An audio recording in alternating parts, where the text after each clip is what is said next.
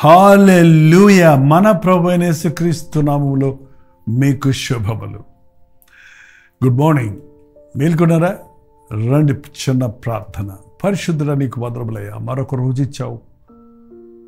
నీతో ప్రారంభించాలని నీ సన్నిధిలో, నీ దీవెనతో, నీ ప్రార్థనతో ఈ దినమంతనే మేము బ్రతకాలని ఆశపడుతున్నాం. గొప్ప దేవా, దీవించమని క్రీస్తునామములో అడుగుచున్నాను తండ్రి. ఆమేన్. దేవుని స్తోత్రం. ప్రతిరోజు అనుదిన ధ్యానం మీరు వింటున్నారండి? ఎంతమంది వింటున్నారు? ఇంట్లో వారు అందరూ వింటున్నారా? పోనీ అందరూ ఒకసారి కాకపోయినా ఎవరి సెల్లో వారు వినొచ్చు. ఇప్పుడు ఒకే టీవీ దగ్గర కూర్చొని వినాల్సి వచ్చేది. టీవీ ప్రోగ్రామ్స్ అయితే ఆ టైంకే కూర్చోవాల్సి వచ్చేది. ఇప్పుడు ఒక గంట అటు ఇటు అయినా కూడా యూట్యూబ్లో దేవుని వాక్యం మీకు అందుబాటులోనే ఉంది. అనుదిన ధ్యానం ప్రతిరోజు మీకు అందిస్తున్నాం. మధ్యాహ్నం 3 గంటల హెచ్చరిక, రాత్రి 9 గంటల కల్వరి ప్రతిధ్వని, మళ్ళీ తెల్లవారుజామున 12 గంటలకు మన్నా. మనకు కొందరు చాలా చక్కగా వింటున్నారు. అసలు ఎవరు వింటున్నారు అని మేము గమనిస్తే పురుషులు ఎక్కువ మందా, స్త్రీలు ఎక్కువ మందా, యవనస్తులు ఎక్కువ మందా అని గమనించి డీటెయిల్స్ అన్నీ మనకి యూట్యూబ్ ద్వారా తెలుస్తాయి కదండి. అనలైజ్ చేస్తే ఎక్కువ మంది స్త్రీలు చూస్తున్నారేమో అనుకునేవాడిని నేను ఈ లెక్కలు చూసే వరకు. కానీ మన ప్రోగ్రామ్స్లో 53% పురుషులు చూస్తున్నారు, 47 స్త్రీలు చూస్తున్నారు. ఏమా పొద్దున్నే మీకు చాలా పనులు కదా, ఉదయమే వంట పని పెట్టుకొని వాక్యాన్ని మానేస్తున్నారా? ప్రార్థన మానేస్తున్నారా?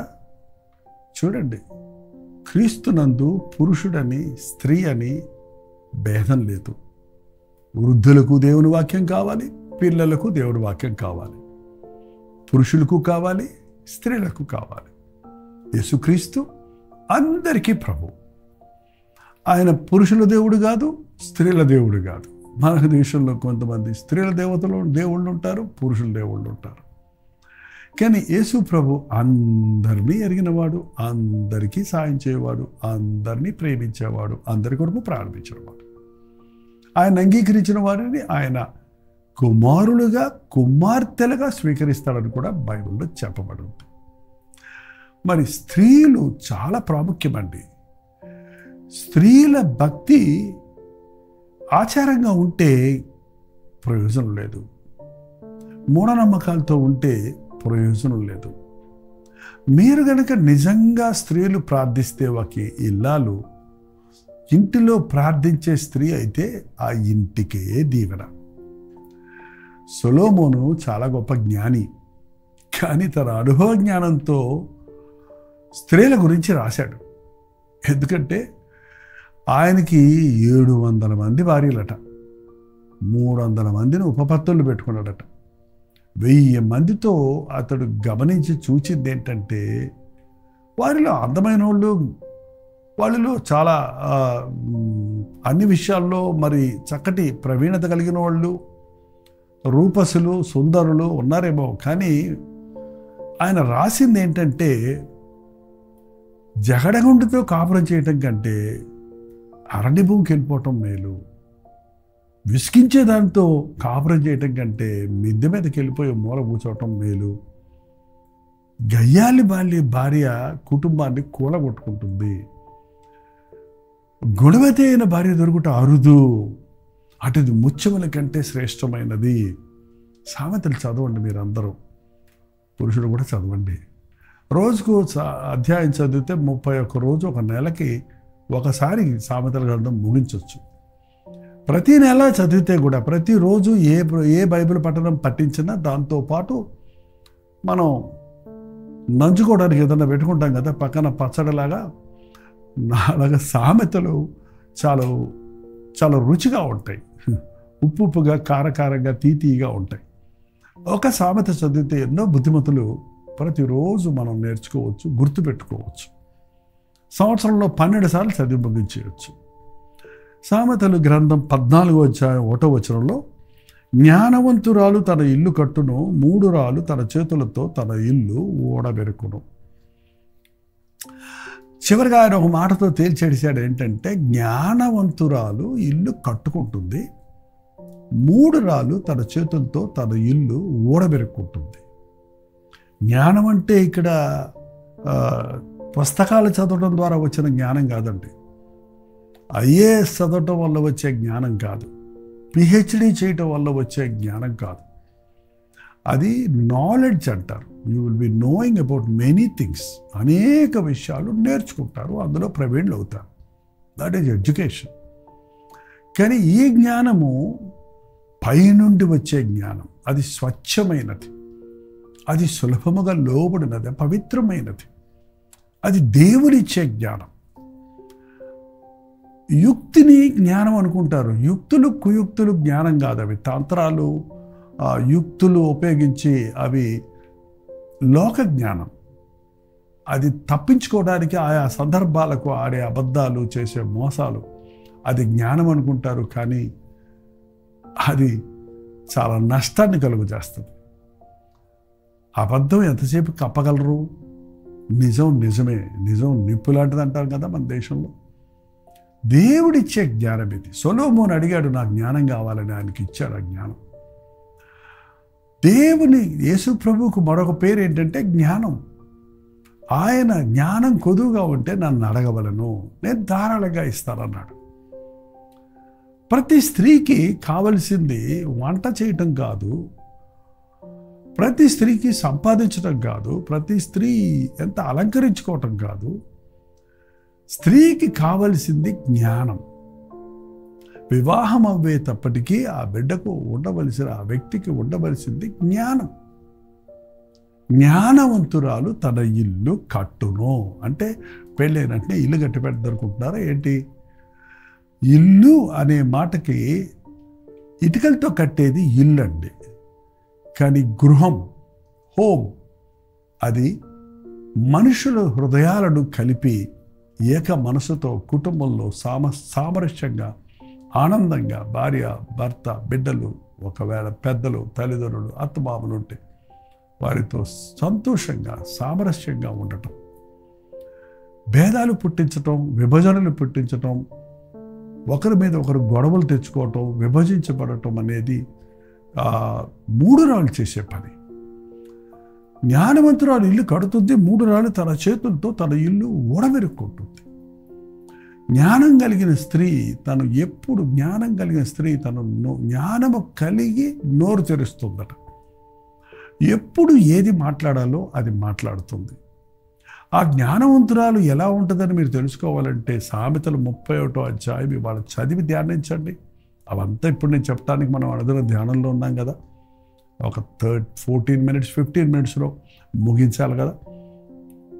ఇది మీకు దినమంతటికి ధ్యానించుకోవడానికి చాలా చక్కటి అధ్యాయం. జ్ఞానవంతురాలు తన ఇల్లు కట్టును, మూఢురాలు తన చేతులతో తన ఇల్లు ఊడబెరుకును. జ్ఞానం కలిగిన స్త్రీ కుటుంబాన్ని కట్టుకుంటుంది, బిడ్డలను ప్రేమతో పెంచుకుంటుంది, భర్తకు విధేయురాలు అవుతూనే జ్ఞానోపదేశాలు చేసుకుంటుంది, సాత్వికమైన మనసుతో భర్తతో సహకరిస్తుంది. భర్తలో లోపాలుంటే, పొరపాటులుంటే వాటిని ఎత్తి చూపించి విమర్శించే స్త్రీగా ఉండదు. కానీ వాటిని జ్ఞానయుక్తంగా వారు తన భర్త అర్థం చేసుకునేటట్టు అతనితో సంప్రదిస్తుంది, అతనికి సహకరిస్తుంది, అతనితో కలిసి ప్రార్థిస్తుంది. వేకువనే లేచి దేవుని సన్నిధిలో కుటుంబం కొరకు ఆహారాన్ని సిద్ధపరచుకుంటుంది, దేవుని సన్నిధిలో తన హృదయాన్ని సిద్ధపరచుకుంటుంది, బిడ్డలకు దేవుని వాక్య బోధ చేస్తుంది. భార్యాభర్తలు ఏకమనస్కులై ఉండినట్లుగా భర్తతో అన్ని విషయాల్లో సహకరిస్తూ దేవుని యందు భయభక్తులు కలిగి యజమానిగా భర్తను ఎంచి అతనికి లోబడి ఉంటుంది. ఒకవేళ ఆ భర్త దుర్మార్గుడైతే, తప్పైన వ్యక్తి అయితే అతన్ని విడిచిపెట్టాలని కోరదు, కానీ అతన్ని రక్షించుకోవాలని ఆశపడుతుంది. అతని విశ్వాసము ద్వారా అవిశ్వాస అయిన భర్తను విశ్వాసములోనికి తీసుకురావడానికి ప్రయాసపడుతుంది. నేను చెప్తున్నాను కదా, మీరు వింటున్నారు కదా. సహోదరులారా, మీకెవరైనా అవిశ్వాసైన భర్త ఉన్నాడా? మీ కుటుంబంలో మీరు మీ బిడ్డలకు దీవెనకరంగా ఉన్నారా? అవిశ్వాసైన నీ భర్త నీ నడవడికను బట్టి, నీ మాదిరిని బట్టి, నీ ప్రవర్తనను బట్టి నీవు నమ్మిన దేవుడు గొప్పవాడని నీ వైపు, నీ దేవుని వైపు తిరగడానికి ఆశించే స్థాయిలో నీవు ఉన్నావా?